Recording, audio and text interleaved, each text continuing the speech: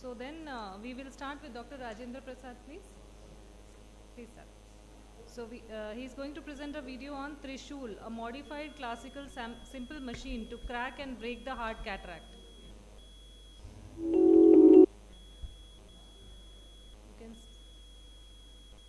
once the video starts, you can start the timer.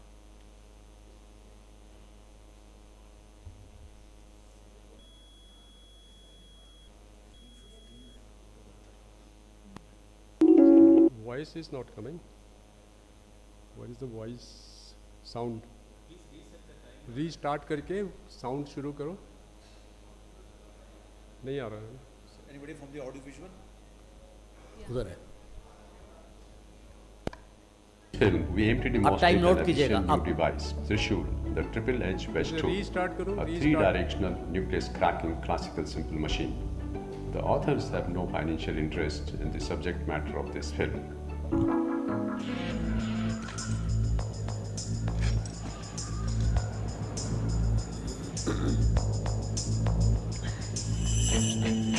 Climbing the Rocky Mountain the way you want is not always easy, but breaking and moving them is an impossible dream. There is an inspiring story of Indian mountain man Dashrath Majhi. A poor landless laborer who moved a mountain so that his people could reach a doctor in time. After his wife died due to its interference, he single-handedly cut through the 300 feet tall mountain just with a chisel and a hammer and carved out a 360 feet long and 30 feet wide road amid rocky terrain in northern India. In his difficult task, chisel, the wedge tool, played an important role in cracking and breaking these solid hard rocks with higher level of safety and efficiency. This got us into thinking, if it is possible to move a mountain with such a simple tool and easy mechanical forces, why can't we use the similar tool to crack and break these rock hard cataracts? Wedges are one of the important classical simple machines that changes the direction and amplifies the magnitude of a force and help us the work done easier. Wedges have prismatic triangular shaped structure with a pointed apex and a broad base. It functions by converting a force applied to its blunt end into forces perpendicular to its inclined surfaces. Wedges, when pushed or driven into a solid hard substance, generate transversal fracture force and causes them to crack and split in tension. That is why wedges have been successfully used in rock excavation system since the ancient time. Cracking force is generated by chisel rack pick, a specially designed wedge tool. It has been ascertained that cracking and breaking is quite easier if the forces are applied at the open edge or naturally weak point on the surface of these hard rocks with a wedge tool having an angulation of 60 to 90 degree. Physically, these mature hard cataracts are almost identical to these solid hard rocks, very firm, compact and highly resistant to compressive forces, not easily sculpted, crushed or chopped, but at the same time they are weaker in the tensile strength, so easily crack and break with transversal fracture force. Current choppers have flat profile tip with minimal wedge angulation, either with sharp or blunt inner edge, designed either to facilitate cutting maneuvers in horizontal chop technique, where chopper cuts the nucleus in a centripetal direction from the periphery toward the center where the phaco tip is located, or used to penetrate the central hard nucleus in vertical chop technique. In order to incise, penetrate or pull apart the central hard nucleus, they exert greater shock or strain with high-intensity crushing compressive forces, which often results into incomplete nuclear segmentation and intact posterior plate, creating problems for the surgeon to complete the emulsification procedure. The difficulty encountered in cracking and breaking these solid hard cataracts led us to design and devise a tool based on the principle of chiseled rack picks to crack and break these solid hard cataracts. Based on the principle of classical simple machines and Griffith's theory of brittle fracture, an extensive scientific wet lab experiments were carried out. The results obtained by the experiments and method used by the tool designer, we developed Trishul, holding all the properties of chisel rack pick used in rock excavation system. The tip is incorporated with triangular wedge design, apex at the inner edge of the tip while wide and flat base at the posterior surface of the tip. Tips with several vertex angle of the wedge inner edge were tried. We found that the tip with 75-degree angled wedge generate maximum transversal fracture force with highest amount of force amplification. Biggest challenge in the whole study was how to use the wedge inner edge of the Trishul, the wedge tool. within the capsular bag to crack and break these rock hard cataract. After intensive experiments, it was discovered that to generate optimum tensile force, the tip must be hooked around the open edge equator of the hard nucleus.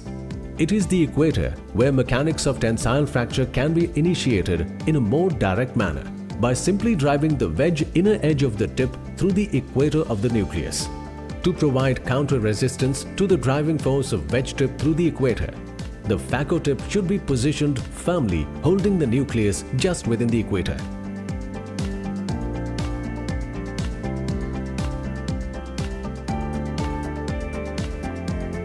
So let us see how these choppers work in the hard cataract. So I'm going to use this. To position and hook the device around the equator of the hard nucleus, we created a large central capsular rhexis with an intended 5.5 to 6 mm in diameter.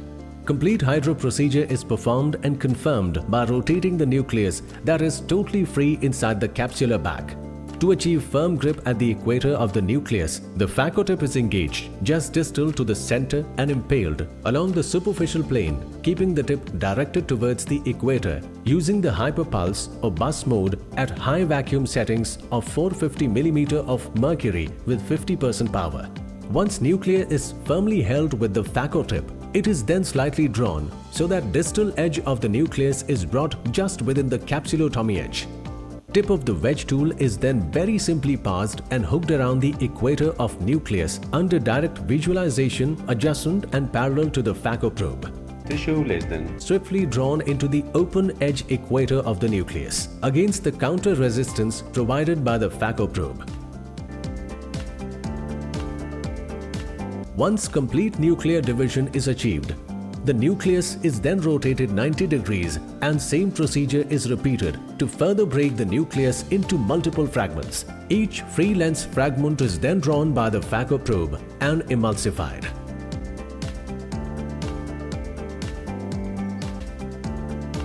While driving the apex of the wedge through the equator, the input force applied at the base of the wedge is converted into forces perpendicular to its inclined surfaces, creating a transversal fracture force, which overcomes tensile strength of the hard nucleus and initiates a full thickness crack at the equator, which automatically traverses through the center and to the equator on the other side, cracking the entire nucleus into two.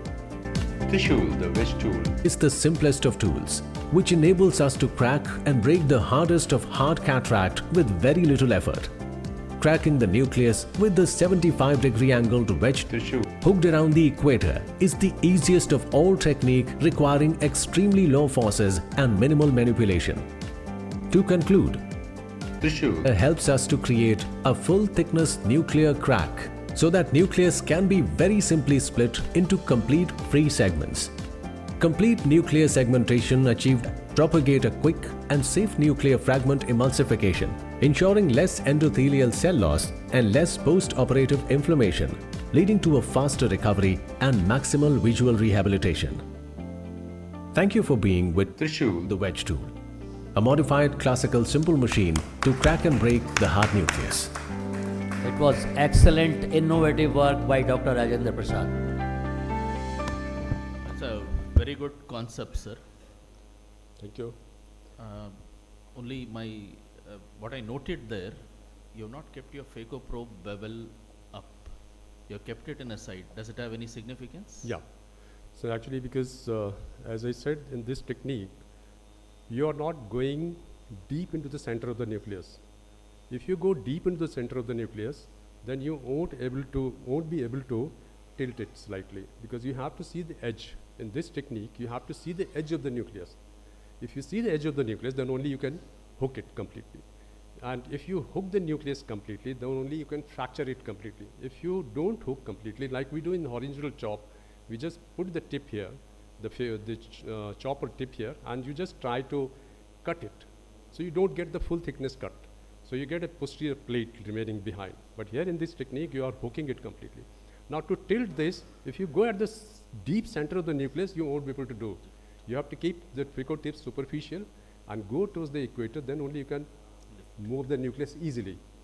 So that is the idea, like you are not going deep, and that is why the The bevel, whichever direction you want to crack it, you keep the bevel on that side. And secondly, because this instrument, as you have seen, is the modification of the terminator, which was our previous one. This instrument has a 3 edges, as you have seen, no? It has a 3 edges. It's a triple edge. We call it triple edge wedge cracker. So you don't have to use like right and left-handed phacosurgeons. The same chopper you can use. You don't have to change to the right and left. That is one thing. And during the cracking, whichever force you think, if you think that this side you can chop it better or this side you can chop it better, the same instrument you have to slightly tilt it and bring that edge to crack the nucleus. So that's why this is called as a trishul, means 3 edges of the chopper. Thank you. It's look very simple with Dr. with the hands. Dr. Rajan is Dr. Right. But if we are doing ourselves, sometimes it will be very difficult to crack. So I just want to ask you, what are your parameter once you are impaling the nucleus? Within the This was told in the video because we keep the parameter moderate. You need around 400 to 450 of vacuum, around 30 flow rate, and your phaco, you don't need too high phaco because you are not penetrating at the center. So 40, around 40 of phaco energy phaco power is sufficient. Is enough here. Can I ask a quick Sir. question, sir? Wouldn't it help if it is sharper than what it is? It looks pretty blunt, isn't it? Yeah, so that is another very important question because we don't keep it sharp. See, we have the sharp choppers. If you do use the sharp choppers, you won't get the crack. You must have seen the chisel. Those I showed the video. The chisel is blunt. It's not sharp. So when you enter the chisel into the crack, then only you get the crack. If it is sharp, it will start cutting the nucleus. If the nucleus is cut, then you won't get the crack. Then you will have to cut it, like we do in the horizontal. That is a difference from the horizontal chop. Here you are cracking the nucleus from the equator itself. You are not cutting the nucleus, it's cracking. So you have to keep it a little blunt. So blunt chopper only will crack. And secondly, the tip of the chopper is ball shape. It's a round. Yeah. So when you are hooking, so you don't have to worry about the posterior capsule at all. Like in the rest of the chopper, it's sharp. You may hit the posterior capsule. And many times you get the posterior capsular rupture. But here you will never get the posterior capsular rupture. Sir, it is titanium? Is it titanium? It's a titanium. You can, we have titanium and steel also. And what does it cost, sir? Cost is around 3,000, 2,500. The titanium is 3,000 and the steel is 1,500. Is it available directly with you or at some shop? No, I'm not dealing this. Epsilon is dealing it. Epsilon people. Epsilon is dealing it. Thank you, sir. Thank you. Right. Thank you. Thank you very much.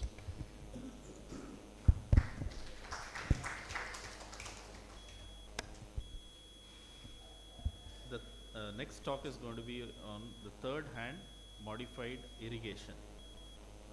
IA tip for bimanual IA. Presenting author would be Dr. Shivani Patnaik on behalf of Dr. Kumar Dagli.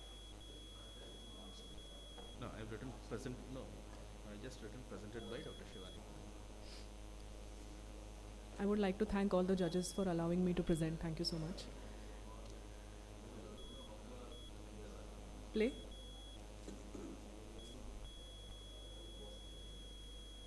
This one. Second one. Huh.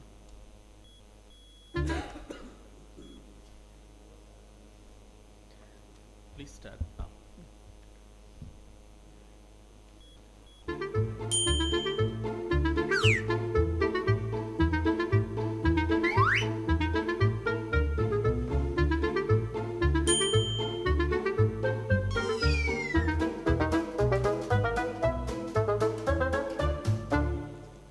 For successful phacoemulsification, it's important to have a perfectly circular centered capsular axis, followed by hydrodissection, and then followed by the hydrodelineation and the creation of the golden ring. Followed by in-the-bag phacoemulsification and a bimanual IA for a well-centered IOL in the bag.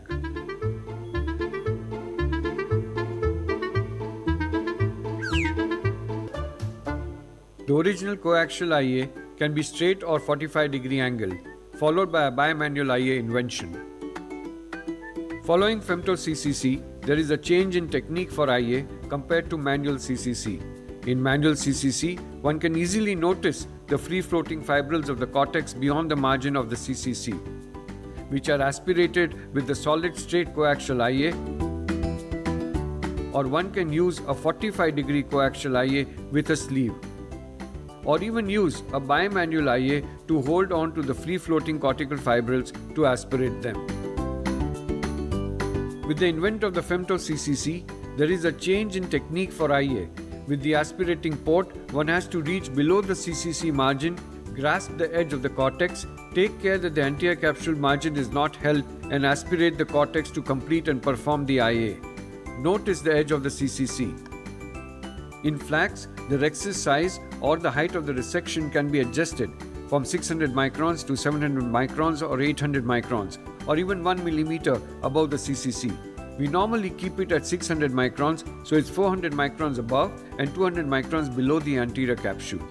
Post flax, let us see the anterior segment OCT, where we see a free-floating CCC and a free-floating disc of cortex of 200 microns. In this case of a femto CCC, notice a disc of 200 microns of free-floating cortical matter, which is now being actually elevated and separated with the help of the viscoelastic. So there are no free-floating fibrils below the CCC, which are seen in manual CCC. So the technique changed for IA, which is essential but subtle. Post-flax, to perform bimanual IA in a well-dilated pupil, one can easily hold the cortical matter just below the margin of the anterior capsule and aspirate the cortex. Let's look at a case of flax in a very hard cataract. During phacoemulsification, the pupil constricts below the margin of the CCC. So now the problem begins. Here we are using the irrigating cannula to hold the constricted iris away, but due to poor grip, it keeps slipping and makes it difficult to do cortical aspiration. Look at the struggle, and the iris keeps slipping.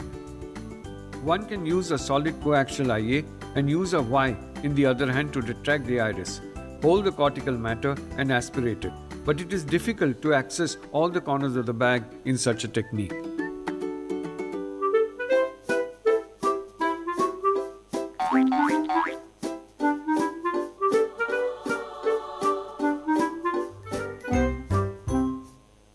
So we invented the irrigating Y. To the irrigating handle, we attached an attachment like a Y, and this attachment actually helps to hold the iris away. With the aspirating port, we can go beneath the margin of the CCC, hold the edge of the cortex and aspirate it. The design of the irrigating Y is in such a fashion that the PC is kept away because of the flow. The procedure continues. Again, the iris is held with the Y portion of the irrigating handle and the cortex is easily aspirated. With change of hands, the procedure is repeated, iris is gently retracted, the anterior capsule margin is visualized and the cortex is aspirated. The technique is very simple. Use a standard MVR to create two ports. Use the irrigating Y in a horizontal position and enter the anterior chamber. Then orient the Y vertically and go ahead with the aspirating port to hold the cortical fibers and continue to do a bimanual IA. Here is an example of using the irrigating Y. Another case where the femtorexis is performed, let's look at the use of the irrigating Y. The Y attachment gently retracts the iris and one can go beneath the CCC to hold the edge of the cortex and aspirate it. The beauty of this design is to be able to access the entire capsular bag all around. While going across, retract the iris, visualize the cortical matter and then aspirate it safely. One can access 180 degrees all around. With the change of hands, the irrigating Y can cover the other 180 degrees of the eye.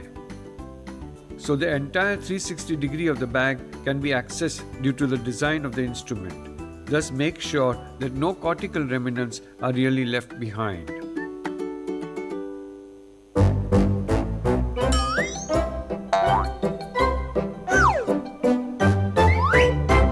Look at the alternate uses of the irrigating Y. Feeding the aspirating port, make sure that all the cortical matter is aspirated. The beauty is that this can also be used after the IOL is implanted in the bag. Retract the iris, see the free-floating fibrils of the cortex, and then slowly aspirate it using the aspirating handle. Yet another use of the irrigating Y is to implant the IOL under irrigation.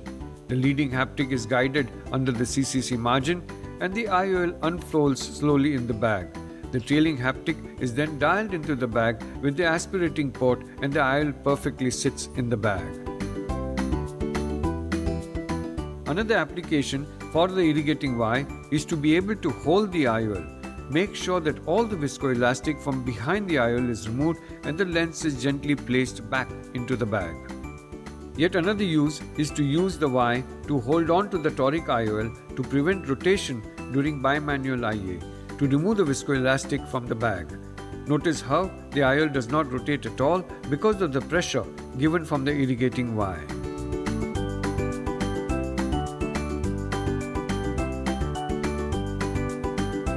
In such a scenario, the same irrigating Y can be used to lift the IOL and remove the viscoelastic if present behind the IOL. Once that is done, the IOL is safely placed back into the bag and the IOL is oriented in the right axis.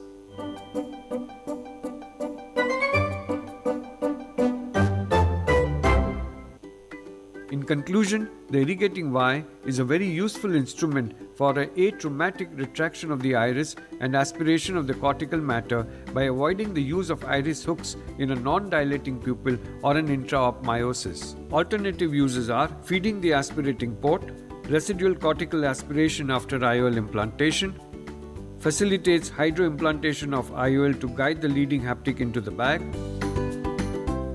help to lift the IOL, support it and clear the viscoelastic from behind the IOL, maintaining toric alignment by pressure on the IOL during viscoelastic removal.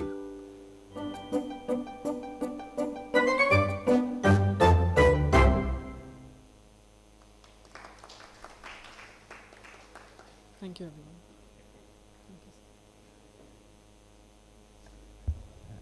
Very nice video, I must say, and Thank you, ma'am. a useful tool. I think you have any questions, sir, please. Since you are elevating pupillary margin multiple times while taking out the cortical matter, in any case you feel there is some sphincteric ruptures in your patients? No, sir, no case. It's just like a Y blunt instrument, and very gently we are retracting just to see the edge of the rhexis. That's it. We are not retracting beyond that. So no cases of sphincter trauma. It's a simple but a very lovely innovation. Thank you, sir. Thank you so much. Thank you, everyone.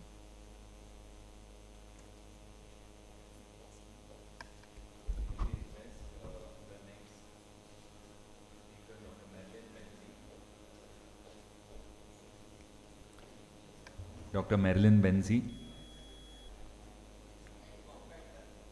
Dr. Satya Harish Reddy Lingla, please come, sir.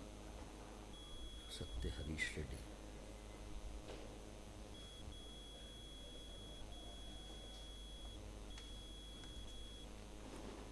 Good afternoon, everyone. Hello, everyone. KOIs and the judges for this opportunity. The topic is tips of phacoemulsification in posterior polar cataract. This video demonstrates tips to decrease the rate of posterior capsular rupture and vitreous loss in the management of posterior polar cataract. This is a case of 49 years old male. Side ports are made with a 20 gauge MVR and a 2.8 mm clear corneal incision is made using a keratotomy.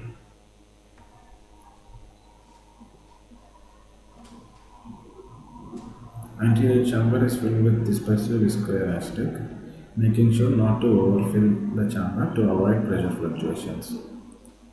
Here is the tip number 1. Appropriate sized capsular rhexis is the most important step, with the ideal diameter of rhexis being 5 mm.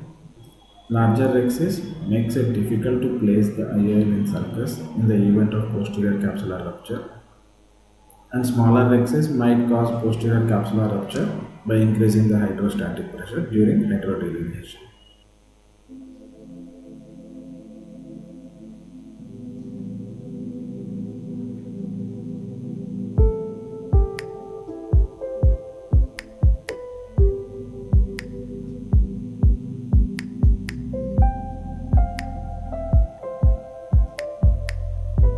Avoid hydrodissection and perform a gentle hydrodelineation to separate the nucleus from the epinucleus. In soft and cataracts, we can appreciate a bolder rim after hydrodelineation. Tip 4. Do not rotate the nucleus. And phacoemulsification is performed under low fluidics and low vacuum and a low infusion pressure. That is the bottle height to be set low. And ensure the anterior chamber is maintained at every step without the occurrence of sudden deepening or shallowing of the anterior chamber. Endonucleus is being aspirated first.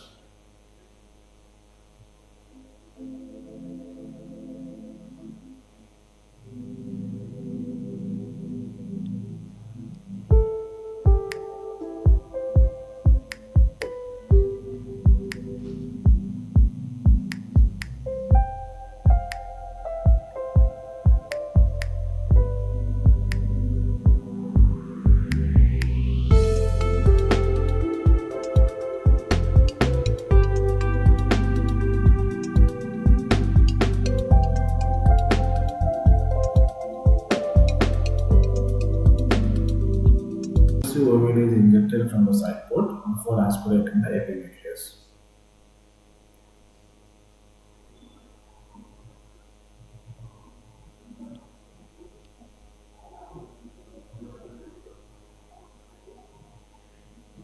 Epinucleus is gently manipulated out of the fornices and aspirated slowly, ensuring that the anterior chamber is maintained throughout the aspiration.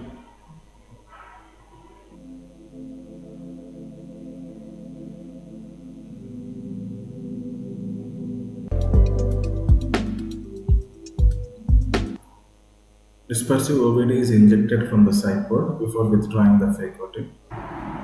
Bimanual irrigation and aspiration is done as the chamber remains more stable in this method. The cortex is aspirated from the periphery towards the center.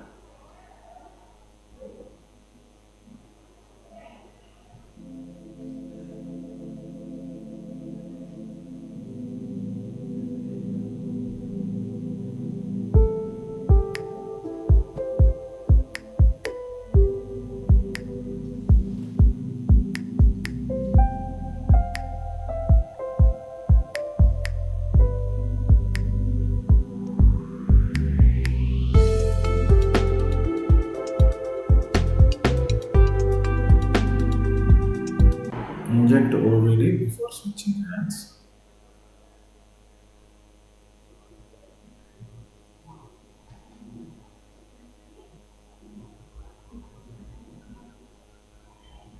The remaining cortex is being aspirated.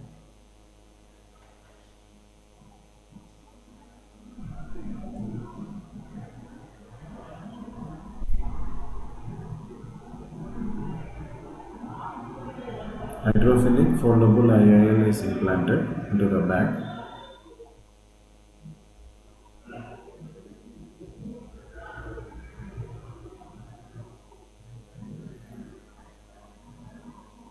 The capsular axis is extended to avoid the capsular phimosis.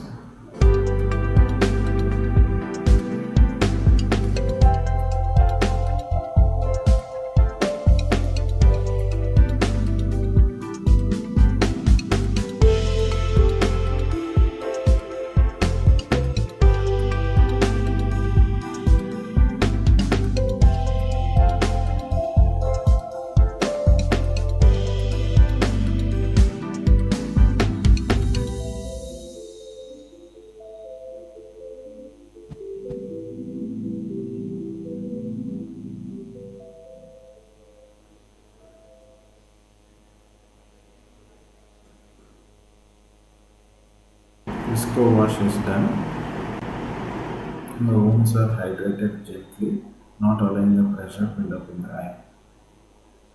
To summarize, appropriate sized capsular axis, avoiding hydrodissection and performing gentle hydrodelineation, and performing phaco using low fluidics and vacuum and low infusion pressure to avoid anterior chamber pressure fluctuations are some of the important tips to decrease the rate of posterior capsular rupture while managing posterior polar cataract. Thank you.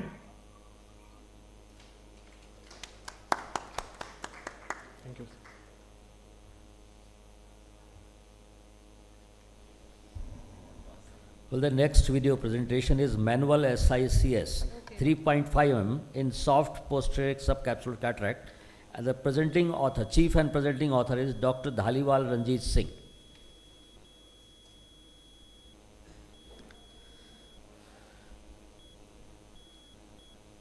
Sound please. Greetings to all. We will discuss the significance of 3.5 mm MSICS in cataract surgery. We will present to you a case of soft posterior subcapsular cataract in a young male being taken up for 3.5 mm MSICS. The patient here has anastigmatic cornea and we have planned emetropia for this eye. The size of incision has been kept under the limits of incisional funnel. The scleral pockets are fashioned here. The Blumenthal side cuts are astigmatically neutral. These cuts prevent the sagging of the tunnel and prevent refractive surprise in form of astigmatism.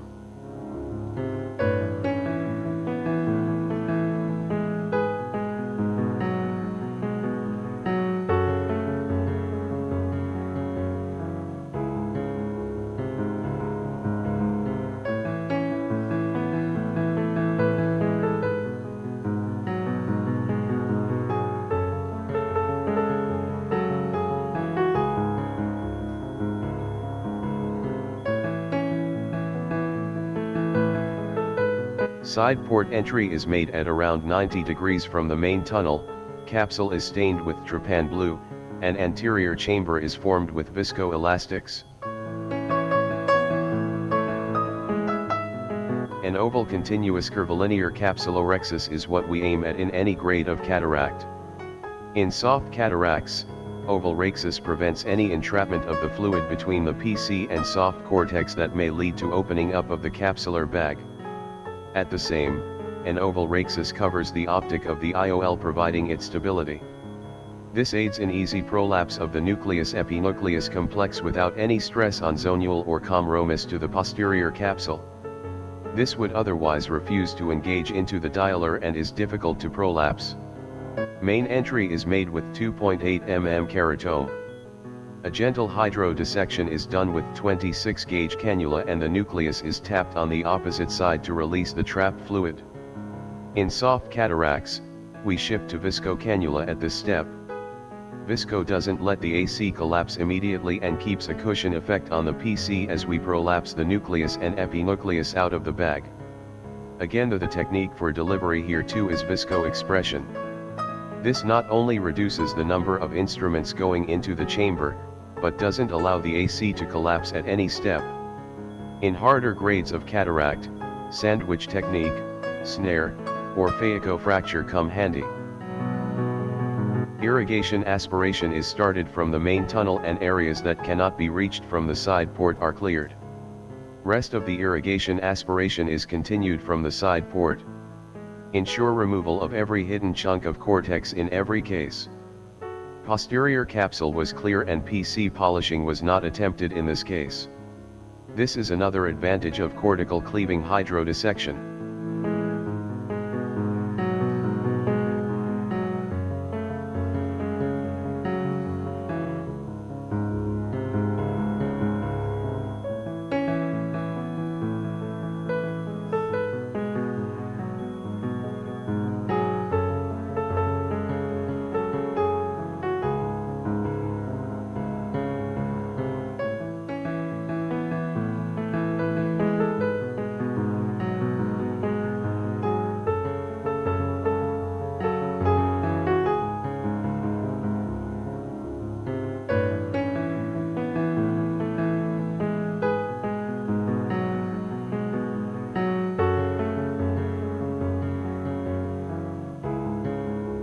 Anterior chamber is formed with viscoelastics. A hydrophobic IOL implant is just glided into the AC with lens holding forceps, holding the lens optic in the periphery very delicately. In SICS, we prefer not to use the injector. The IOL is aligned parallel to the oval of the rhexis. Haptics stabilize the lens at 2 points 180 degrees apart. And the perpendicular parts of the optic is stabilized with rhexis margin. A thorough visco wash is mandatory. Clear every bit of visco from any part of the eye, the anterior chamber, posterior chamber, from behind the IOL, and lastly from the endothelium. The patient has 6/6 unaided vision with acceptance of 0.25 diopters of cylinder after 3 weeks of surgery.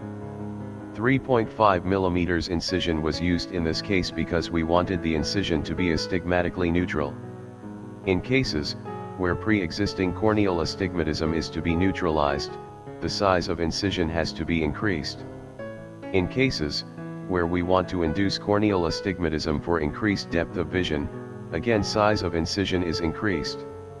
Do not choose a blanket therapy of emmetropia and small incisions for every case.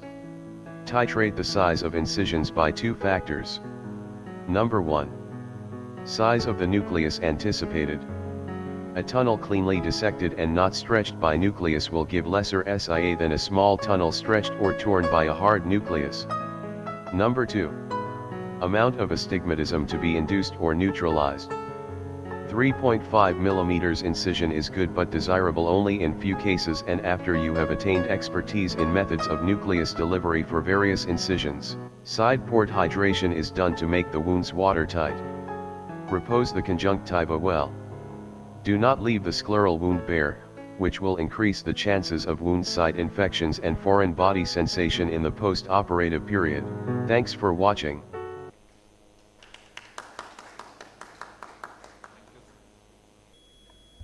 Thank you, sir. This This is was a a nice video. I just wanted to ask one question. When you use a foldable lens, why do you say that we should not be using injector in an SICS situation if the incision is small? When we fold a lens, are you sure you're not interfering with its optics? We use foldable lenses for all phaco cases, sir. We are using, Yeah. but that's where we differ. That's where we differ. Any lens which is folded once, just like my trousers, they're not going to be the same again. We don't have access to any such biochemical or all those optical studies or instrumentation, but just simple logic. Right. If I sit on my coat and then get up, it will have those seams bursting up on the sides. Right, sir. Thank you. And that's the irony of being SICS surgeons. We didn't have a phaco even, so how could we justify all these statements? Thank you.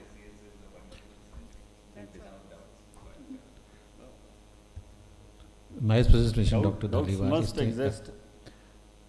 Always. SICS is a good alternative for the phaco. I fully agree with you. And one of the important steps which you have shown that this, you have made this side pocket side larger, Yes, sir. so that you can easily prolapse the softer part of the And even the lens harder easily. nuclei. Even for the hard nuclei, it is recommended that the external incision should be larger. My You, reason you for made going- for the softer cataract, you made 3.5 millimeter, but for the larger harder nuclei, grade 4 or 5 above, Just across this wall, in the other hall, I was showing a video. We had made an 8.5 millimeter tunnel and left it and it is unsutured. stable. Usually Yes, it will be stable if it is a very well My- constructed wound. So what is important tip you want to give to the audience that the side pocket should be ample, bigger so big. that you can prolapse the nucleus easily from. And they're anastigmatic, the side pockets. And I was into SICS because I didn't have a phaco. But there are so many surgeons, including the surgeon who was performing the surgery, who has a phaco, but who had a phaco, but 95% of his surgeries were still SICS. Most of the SICS surgeons are practicing SICS as refractive surgeries now, because they can play around the globe, they can go near, they can go away, and they don't have to use toric lenses even. Thank you, Dr. Dhaliwal. And the next speaker, Dr. Thambi Shruti Bharat.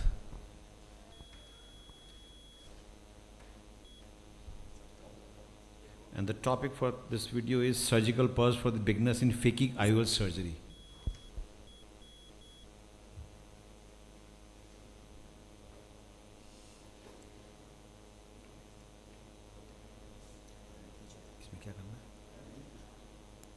Phakic IOL for beginners. Phakic IOL is an intraocular lens which implanted in addition to the natural crystalline lens to correct the refractive error. It's a surgical procedure that offers a valuable alternative for patients ineligible for traditional cornea-based refractive surgery. While the surgery itself is relatively straightforward and within the skill set of most cataract surgeons, what presents a challenge for novice surgeon is the minimal space available, which is hardly 3 mm of anterior chamber depth to execute all the necessary steps. So here are some tips and tricks which will make phakic IOL implantation easy. So let's learn about designs and the correct way of loading phakic IOLs. Implantable Collamer lens or ICL by Star Surgicals. It has one central port for aqueous flow, 2 ports on the side and 2 on the haptics.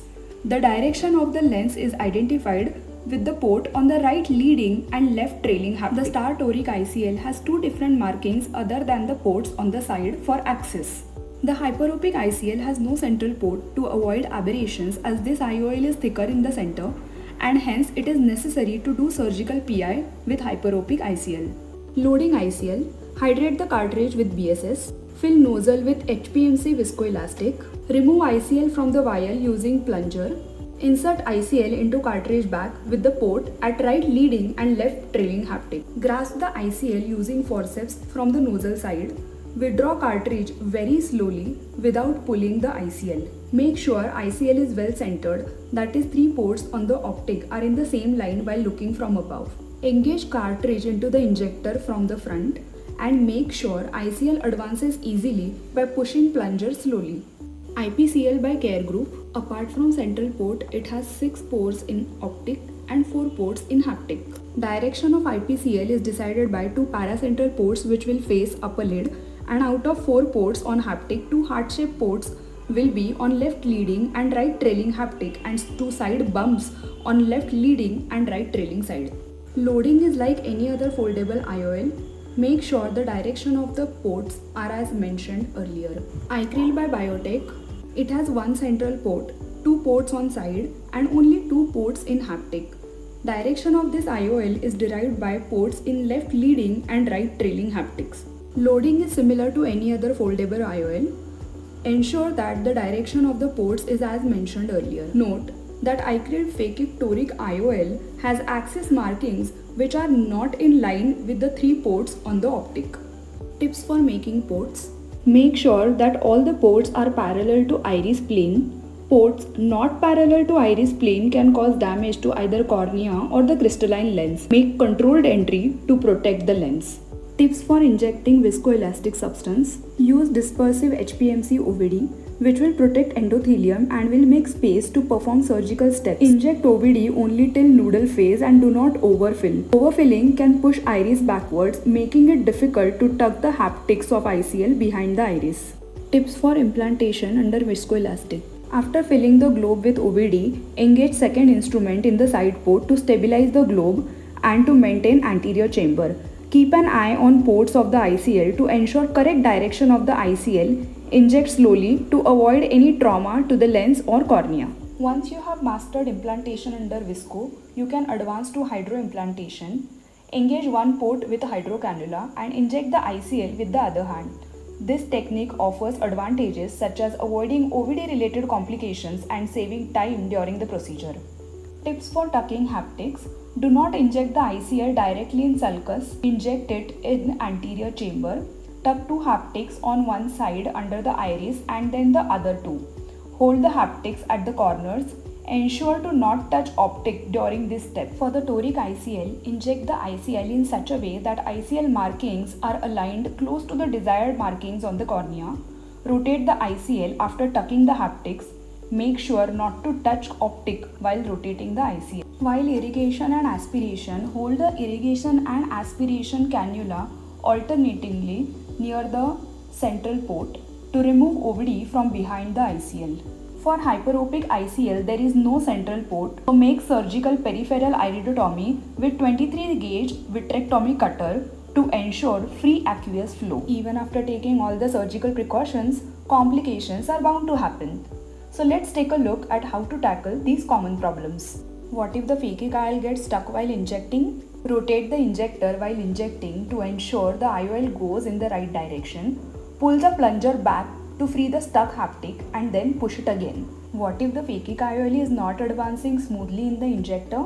In such cases, it's best not to struggle and abort the mission. Check the injector to locate the stuck haptic. Try injecting the ICL back into the bottle or gently free the stuck haptic using blunt forceps.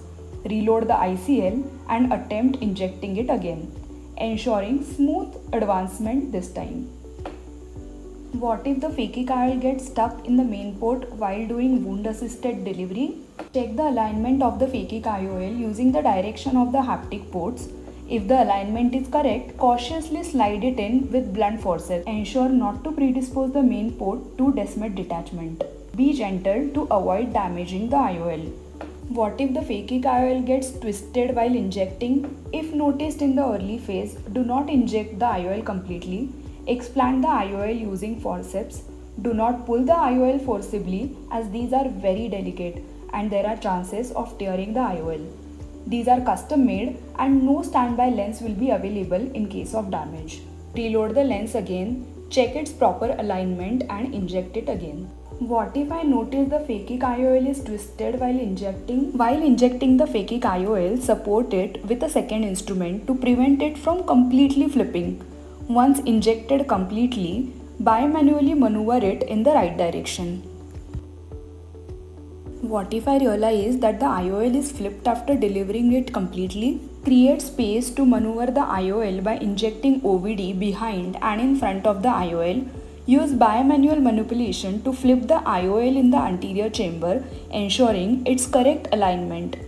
Throughout the process, prioritize the protection of cornea and the lens. If necessary, inject OVD in between to maintain the space and facilitate safe manipulation. With new advancements, it is possible to check the vault intraoperatively using OCT. In cases of extremely high or very low vault, we can explant the ICL and implant the correct size in the same or different setting. Refractive surgery is a rapidly evolving and high demanding field. By these simple tips and techniques and promptly addressing any complications that may arise, beginner surgeons can significantly elevate the safety and effectiveness of phakic IOL implantation procedures. Thank you. Thank you, Dr. Bharat. Very excellent presentation for the beginner who was intending for the ICL surgery. I want to ask two important and simple questions. How you calculate the power of the IOL, number one, and how you do the sizing, the size of the eye?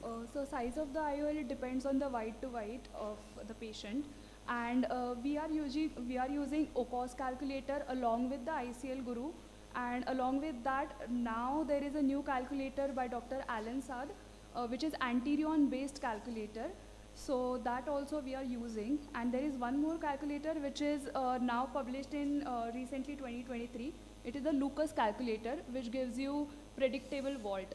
So actually for now, we previously used to use only OCOS and ICL Guru, but now we are using Anterior also, and we are using Lucas also. So don't consider the sulcus to sulcus measurement? Yeah, sir, we do not have actually UBN, so sulcus to sulcus is not possible.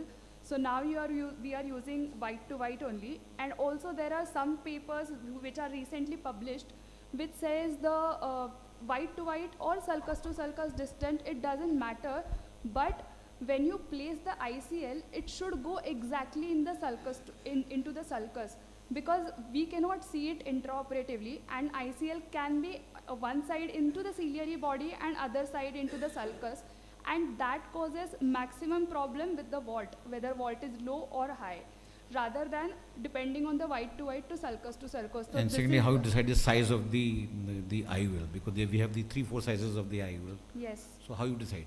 Sir, we decide based on the vault that we are getting. So ideal vault is around 250 to 750. So whatever with the ICL sizes, that vault, predictable vault size that comes in between that range, we go with that.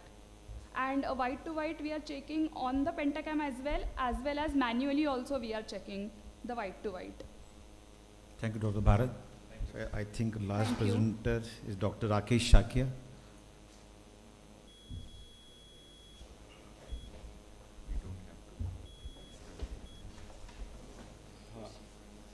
Good afternoon, respected chairperson.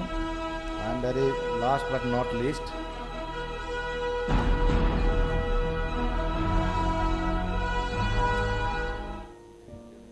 for every phacosurgeon, it's challenging to handle the capsulorhexis of an intumescent cataract. So during surgery of an intumescent cataract, both surgeon as well as anti-lens capsule, I always call Miss Capsulina, are under equal tension.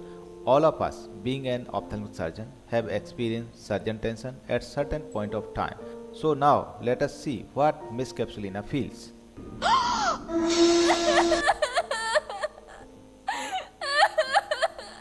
Who is crying? Hey doctor, it's me, the Lance capsule.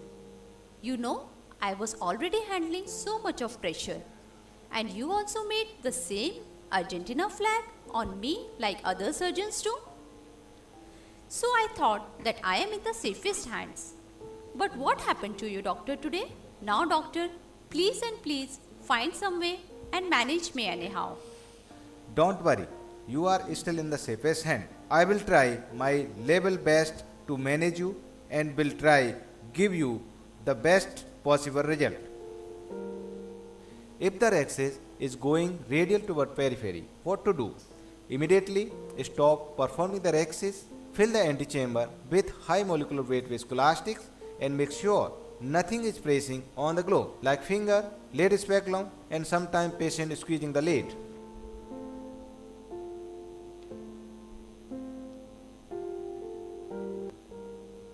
Small cuts. Why the bonus seizure? In the peripheral upper and lower part of the torn axis and use the atrata forceps to complete the both semicircles.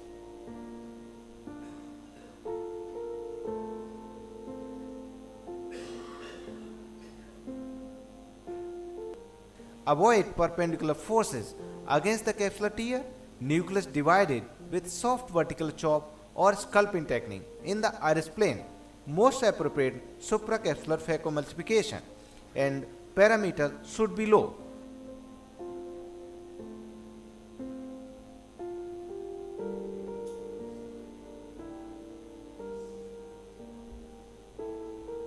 After removing the cortex, IL implantation should be in the back and placing the haptic perpendicular to the tear. As the saying goes, prevention better than cure. So how to avoid Argentina flag sign? First, be mentally prepared. I prefer to use IV mannitol in most of my intumescent cases pre-operatively, and I use high molecular weight viscoelastics. I usually follow the modified capsulorhexis technique. So for the double axis, initial puncture and aspirate the liquefied cortex, and initially we make a small axis and then make a cut with the help of the bonus seizure and then make another secondary axis in the circular fashion. So during the second axis you should be slightly very gentle because sometimes it can extend. So you always put the visco in between.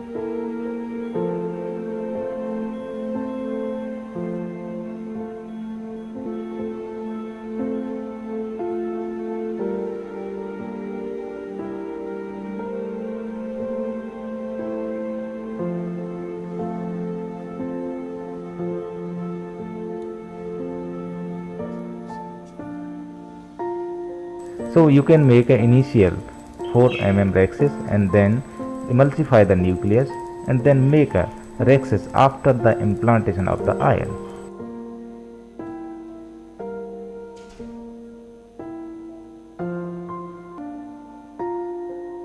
In the spiral capsular axis, after initial nick and aspiration up, you make an initial small axis but not complete, and then at the point of completion we put a slightly tangential force and make a spiral axis.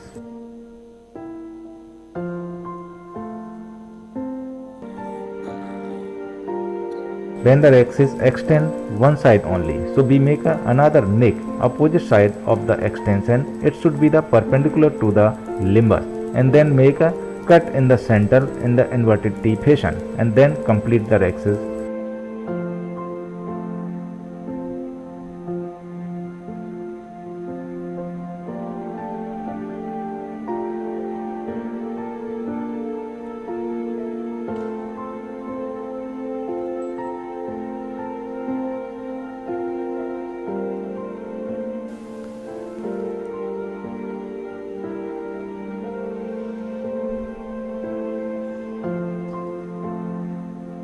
You can make initial nick in the cross fashion and then reduce the pressure.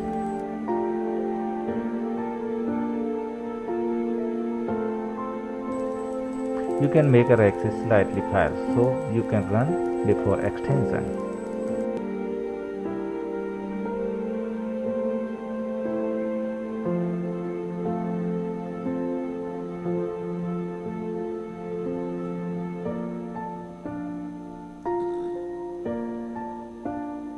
When the pupil is small, you always use the ring.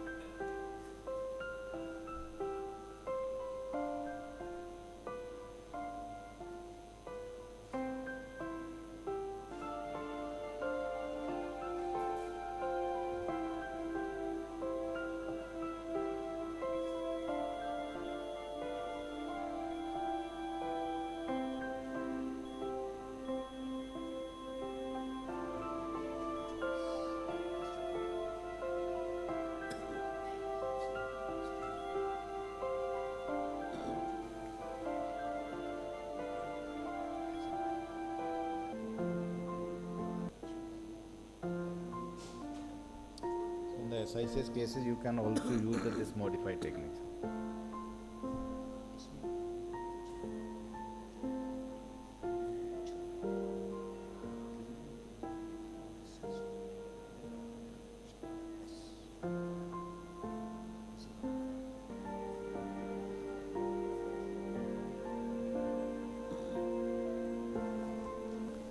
Thank you, doctor. Now I realized that where there is a will, there is a way. Thank you. For the better outcome, by applying the modified technique, modify capsule axis, phaco chop, avoid stressful clacking, we always use supracapsular phacoemulsification with lower parameter. So gentlemen, wipe out Argentinian flag from our mind and salute to our Indian flag. Thank you. Thank you, Dr. Shakya, for your excellent presentation. This is one of the common problem everybody is facing in his or her day-to-day practice. Dr. Prasad, I wanted to ask you, is there any specific tip you want to give for dealing particular type of the cut? One tip can be, once you make the initial cut in the center part of the, you can make the multiple cuts, right? So that the internal endocrine pressure will be diverted into the various direction, and that you can enlarge. So multi-radiate capsulotomy can be done, and it can be later on can be increased. So this is one way we can do it. He has shown many techniques to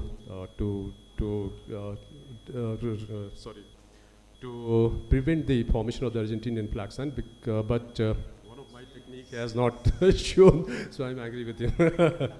So one technique is, like I call it a swing needle microcapsulotomy, because actually what happens in a intumescent hypermature cataract, or any intumescent cataract, you have a very high intralenticulaire pressure. This pressure is either because of the fluid, or because of the hypovoluminous nucleus, or it's because of the air also. Many times there is air entrapped in the capsular bag, which increases the pressure. So the idea of starting the capsular axis in all these cases is to reduce or decompress the pressure in the intralenticular space. So you have to decompress the pressure. So the way how you can decompress, like as he has shown, you do the microcapsular axis, you do T procedure, so many things are there. But what happens actually, even we have that needle aspiration also. But what happens actually, the capsule is so tense and so pressurized.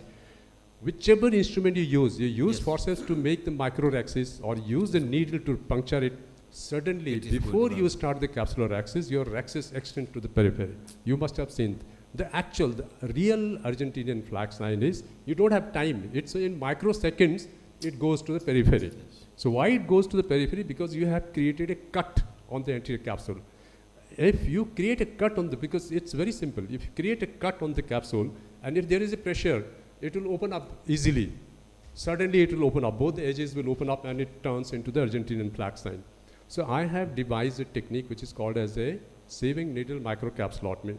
So this is a microcapsulotomy which has a tip which is round, like a pin, ball pin tip tip is round. It's not like a 26 gauge needle sharp, or it's not like the rexis forceps which is sharp, which creates a cut.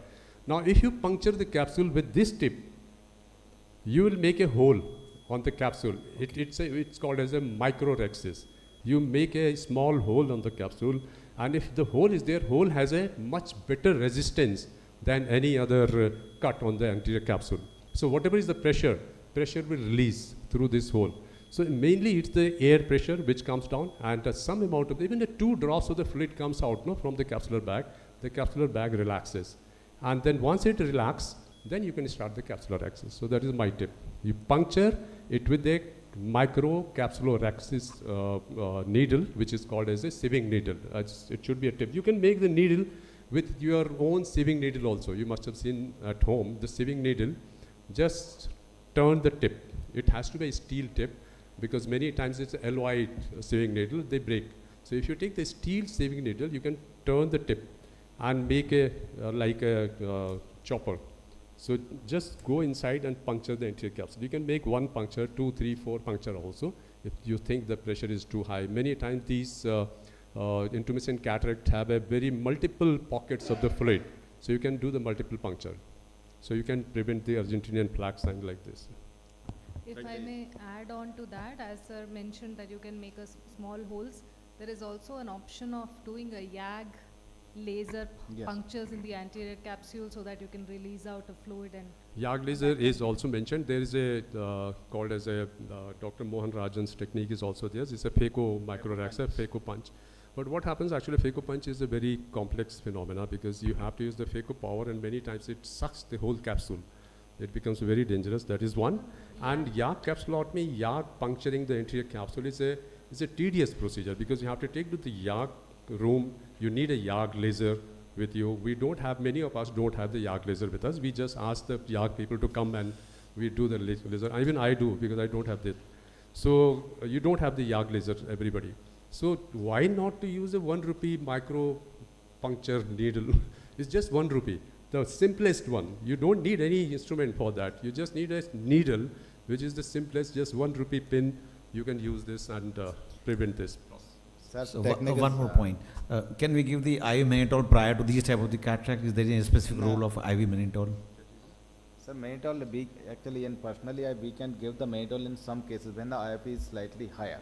Or some the IOP, if the capsule is very tense, then you can. Because in the some intumescent cataract not have much tense capsule. See, so actually decompression, very rightly asked, because decompression can be done pre-operative, intraoperative also. Pre-operative decompression is like you give the mannitol injection, you have to reduce the whole pressure. But actually what happens, the pre-operative decompression doesn't reduce the intralenticular pressure.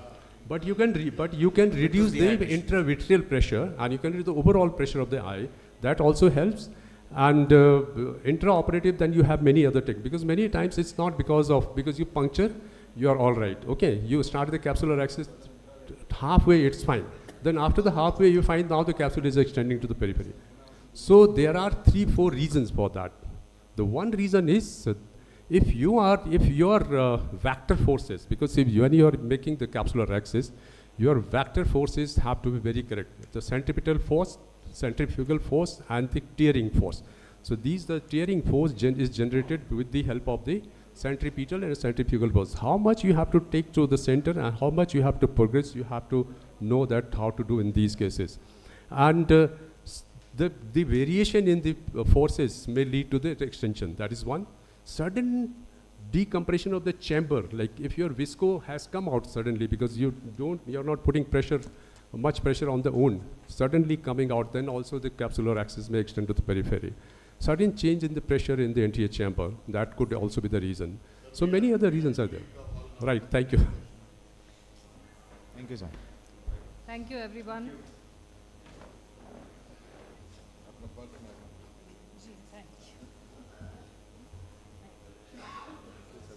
Thank you, ma'am. You are from where, ma'am? Sorry? After.